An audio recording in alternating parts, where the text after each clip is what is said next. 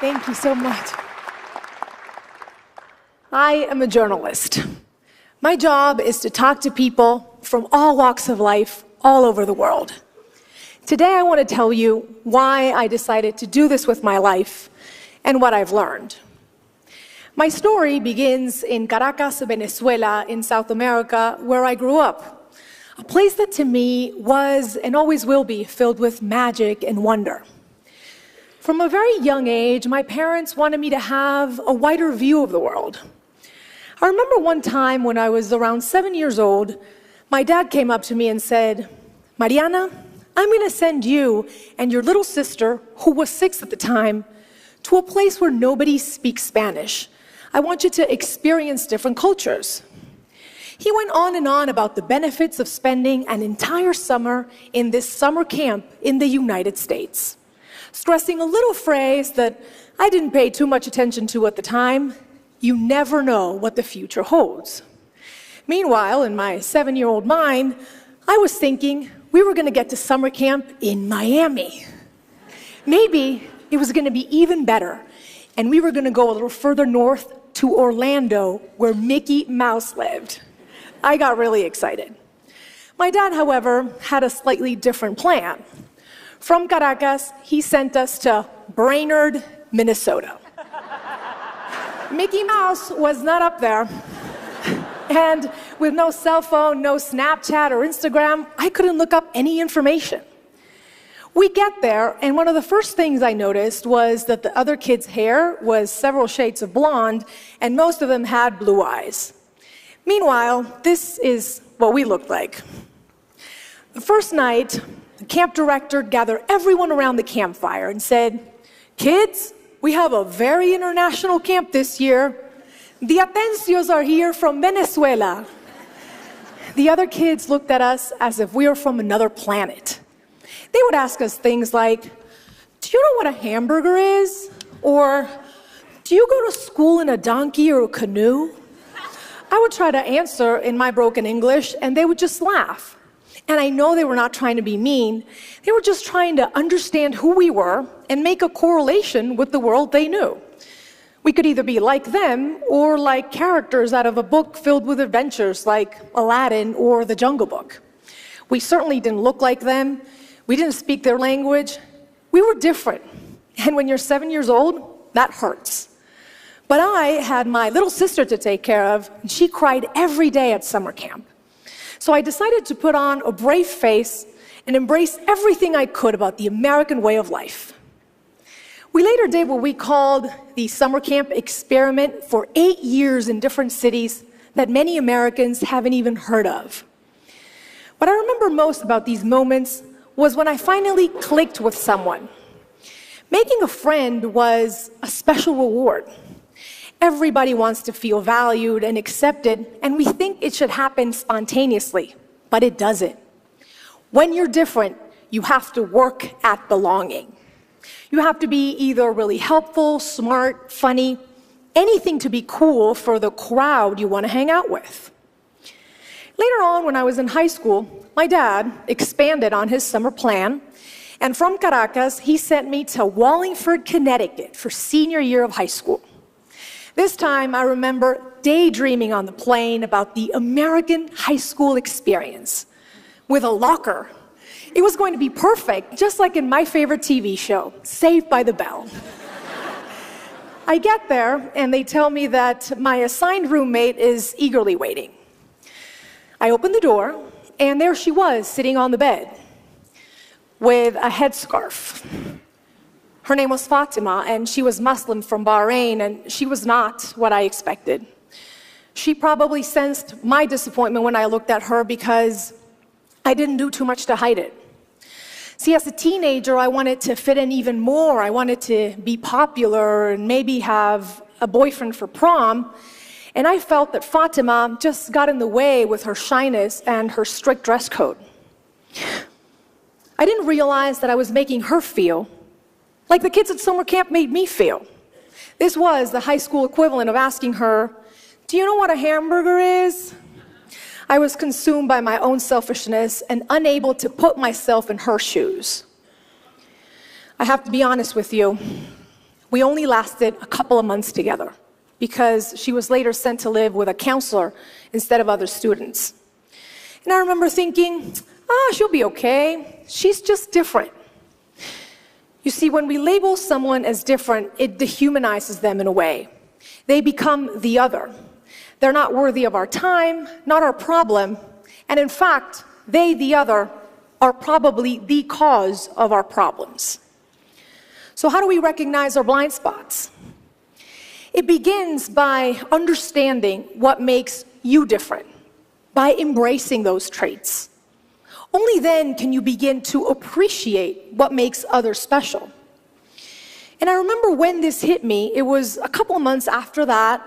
I had found that boyfriend for prom and made a group of friends and practically forgotten about Fatima until everybody signed on to participate in this talent show for charity.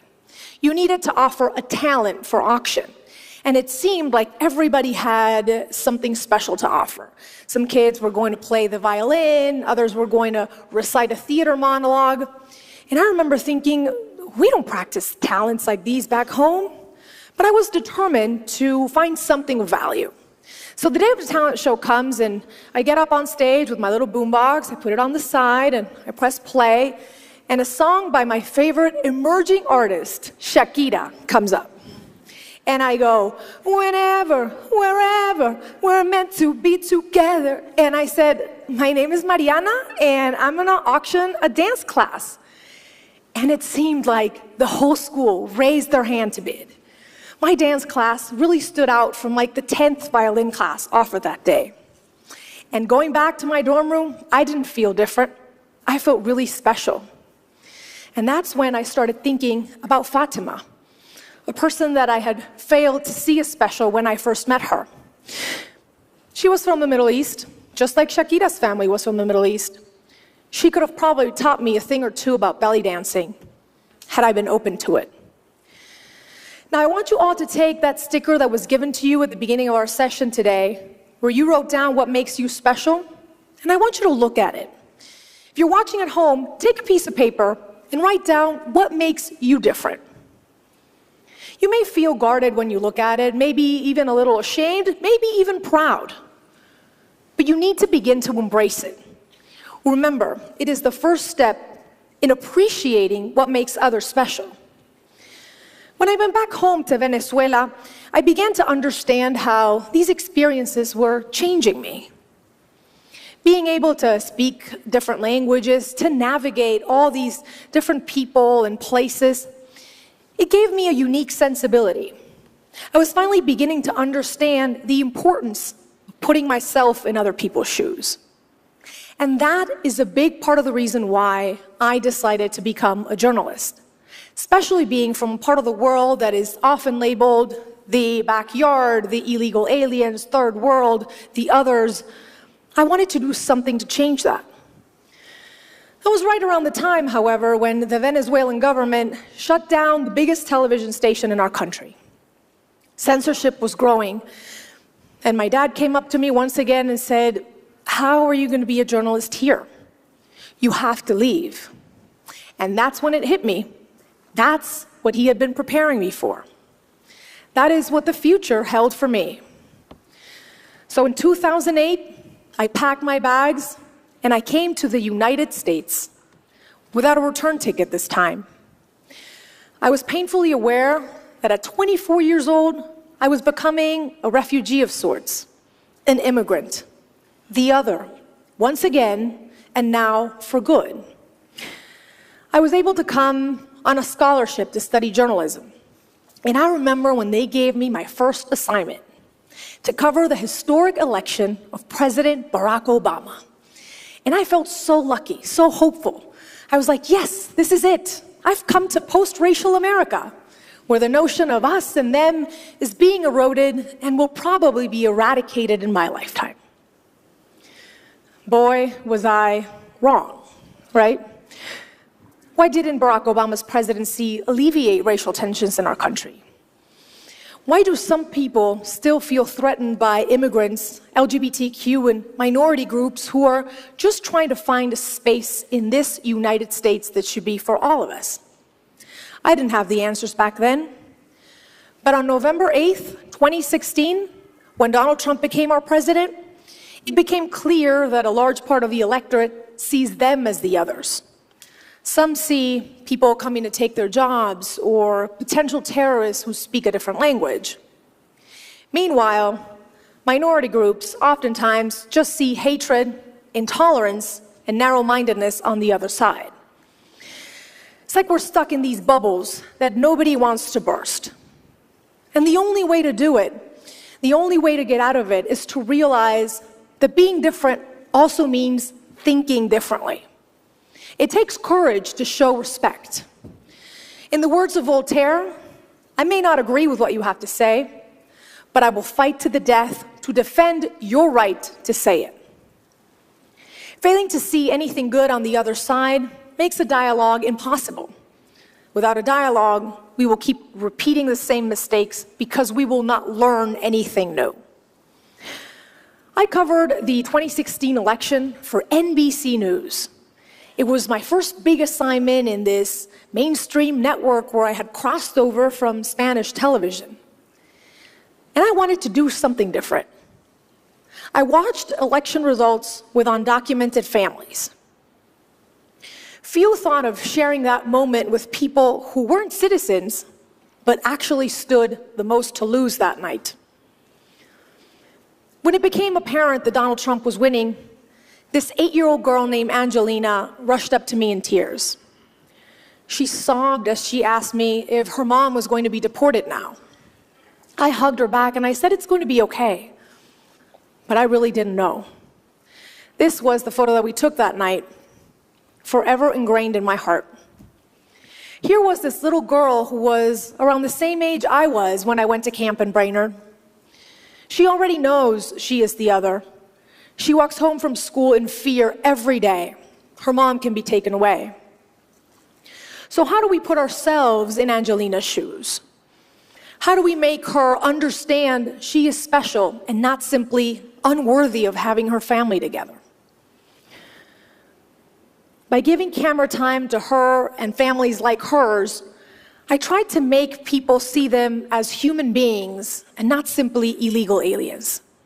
Yes, they broke a law, and they should pay a penalty for it, but they've also given everything for this country, like many other immigrants before them have. I've already told you how my path to personal growth started. To end, I want to tell you how I hit the worst bump in the road yet, one that shook me to my very core. The day, April 10th, 2014. I was driving to the studio and I got a call from my parents. "Are you on the air?" they asked. I immediately knew something was wrong. "What happened?" I said. "It's your sister. She's been in a car accident." It was as if my heart stopped. My hands gripped to the steering wheel, and I remember hearing the words, "It is unlikely she will ever walk again." They say your life can change in a split second. Mine did at that moment. My sister went from being my successful other half, only a year apart in age, to not being able to move her legs, sit up, or get dressed by herself. And this wasn't like summer camp where I could magically make it better. This was terrifying. Throughout the course of 2 years, my sister underwent 15 surgeries, and she spent most of that time in a wheelchair. But that wasn't even the worst of it. The worst was something so painful, it's hard to put into words even now. It was the way people looked at her, looked at us, changed. People were unable to see a successful lawyer or a millennial with a sharp wit and a kind heart. Everywhere we went, I realized that people just saw a poor girl in a wheelchair. They were unable to see anything beyond that. After fighting like a warrior, I can thankfully tell you that today my sister is walking and has recovered beyond anyone's expectations. Thank you. But during that traumatic ordeal, I learned there are differences that simply suck, and it's hard to find positive in them. My sister's not better off because of what happened. But she taught me you can't let those differences define you. Being able to reimagine yourself beyond what other people see, that is the toughest task of all, but it's also the most beautiful. You see, we all come to this world in a body. People with physical or neurological difficulties, environmentally impacted communities, immigrants, boys, girls, boys who want to dress as girls, girls with veils, women who've been sexually assaulted, athletes who bend their knee as a sign of protest, black, white, Asian, Native American, my sister, you or me. We all want what everyone wants, to dream and to achieve. But sometimes society tells us, and we tell ourselves, we don't fit the mold. Well, if you look at my story, from being born somewhere different, to belly dancing in high school, to telling stories you wouldn't normally see on TV, what makes me different is what has made me stand out and be successful. I have traveled the world and talked to people from all walks of life. And you know what I've learned? The single thing every one of us has in common is being human. So take a stand to defend your race, the human race. Let's appeal to it. Let's be humanists before and after everything else.